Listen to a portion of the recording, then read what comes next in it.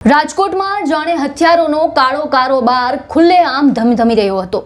મધ્યપ્રદેશથી સીધા સૌરાષ્ટ્ર સુધી ગેરકાયદે હથિયારો પહોંચાડતી એક મોટી સિન્ડિકેટનો રાજકોટ શહેર પીસીબીએ પર્દાફાશ કર્યો છે। માત્ર 9 દિવસમાં 20 આરોપીઓની ધરપકડ, 38 ગેરકાયદે હથિયારો અને 32 જીવતા કારતૂસ। આ આંકડા જ સમગ્ર રેકેટ છે તેની ગંભીરતા દર્શાવે છે। આ સમગ્ર નેટવર્કનો માસ્ટર માઇન્ડ માનવામાં આવતા શકીલ મંસૂરી સહિત અનેક આરોપીઓ પોલીસની જાળમાં આવી ચૂક્યા છે, પરંતુ તપાસ આગળ વધતા રોજ નવા ચોંકાવનારા ખુલાસા છે તે સામે આવી રહ્યા છે। આજે ફરી પીસીબીએ વધુ 3 આરોપીઓને ઝડપી પાડ્યા અને તેની સાથે તેમની પાસેથી એક દેશી પિસ્તોલ, 3 દેશી તમંચા એટલે કે કુલ 4 ગેરકાયદે હથિયારો છે તે કબજે કરવામાં આવ્યા છે। ઝડપાયેલા આરોપીઓમાં જસદણનો વિશાલ ચોહલા, ચોટીલાનો પ્રતાપ ઉર્ફે શિવરાજ ખાચર અને ચુડા તાલુકાનો વિજયસિંહ ગોહિલ શામેલ છે। સૌથી ચોંકાવનારી વાત એ છે કે પોલીસ પૂછપરછમાં સામે આવ્યું છે કે ત્રણેય આરોપીઓ ખેતીકામ સાથે સંકળાયેલા છે, તેમ છતાં તેમણે કથિત રીતે મોજશોખ માટે ગેરકાયદે હથિયારો ખરીદ્યાનું જણાવ્યું છે। પોલીસ તપાસ મુજબ વિશાલ ચોહલાએ મુખ્ય આરોપી શકીલ મંસૂરી પાસેથી આશરે 35,000 રૂપિયામાં, પ્રતાપ ખાચરે પ્રદીપ કરપડા પાસેથી 35,000 રૂપિયામાં, જ્યારે વિજયસિંહ ગોહિલે કિશોર ઉર્ફે ભગત પાસેથી 50,000 રૂપિયામાં હથિયાર ખરીદ્યું હોવાનું સામે આવ્યું છે। એટલું જ નહીં, આરોપી ગાવસ્કર ઉર્ફે દર્શને પોતાના વતનમાં છુપાવી રાખેલું એક હથિયાર પણ પોલીસે શોધી કાઢ્યું છે। આ સમગ્ર મામલે રાજકોટ જોઈન્ટ પોલીસ કમિશનર ચૈતન્ય માંડલિકે શું કહ્યું છે તે સાંભળો। રથયાત્રા અનુસંધાને ડીજી સાહેબ, સીપી સાહેબ, બ્રેશ કુમાર ઝા સાહેબ એમને અલગ અલગ ટીમોને સૂચના આપી હતી કે જે ગેરકાયદેસર વેપન છે એ પકડી પાડવામાં આવે અને જે હથિયારનો વેટલો કરે છે એ આરોપીઓ ઉપર કંટ્રોલ લાવવામાં આવે। એ સૂચનાના આધારે પીસીબી પીઆઈ છે MR Gondaliya, PSI Jadeja, PSI Prajiya તેમજ એમના માર્ગદર્શન હેઠળ હેડ કોન્સ્ટેબલ કુલદીપસિંહ જાડેજા, વિજયભાઈ તેમજ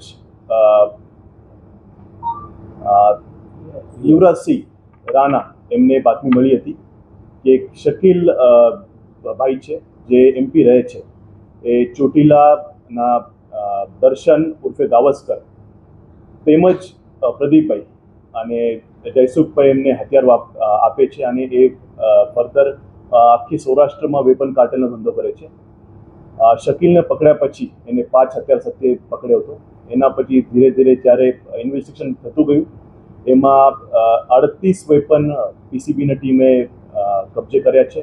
એમાં 30 કાર્ટેજીસ છે અને લગભગ 20ના ઉપરાંત આરોપી આખા સૌરાષ્ટ્રમાંથી પકડી પાડ્યા છે અને એ ઓપરેશન દ્વારા આખા સૌરાષ્ટ્રના જે વેપનનો વેપલો કરે છે, જે કાર્ટેલ છે, એની કમર તોડવામાં પીસીબીને બહુ મોટી સફળતા મળી છે।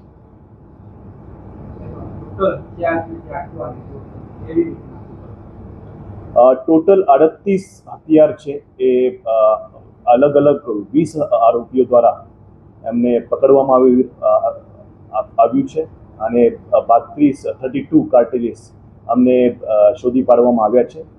એમાં જે શકીલ નામનો આરોપી છે એ મૂળ ધાર જિલ્લાનો રહેવાસી છે અને ધાર જિલ્લામાં જે અલગ અલગ સિકલીકર ગેંગના આરોપીઓ છે જે વેપન બનાવે છે એમના દ્વારા વેપન બનાવી એમને 15,000 થી 20,000માં શકીલને આપવામાં આવતો હતા। અને શકીલ સૌરાષ્ટ્રના અલગ અલગ જિલ્લામાં જેવી કે અમરેલી, સુરેન્દ્રનગર, રાજકોટ રૂરલ, રાજકોટ સિટી, જામનગર, આના એવા ઘણા બધા જિલ્લામાં લગભગ 30,000 થી 50,000માં એ વેપન આપતો હતો અને એવી રીતે એ દર્શન ઉર્ફે ગાવસ્કરને આપતો હતો, જયસુખને આપતો હતો, પ્રદીપભાઈને આપતો હતો અને એ આગળ અલગ અલગ લોકોને વેપન આપતા હતા। એવા 20 લોકોને અમે પકડી પાડ્યા છે અને એ મોટું કાર્ટેલ, જે હથિયારનું કાર્ટેલ છે, એ પકડવામાં રાજકોટ શહેર પોલીસને મોટી સફળતા મળી છે।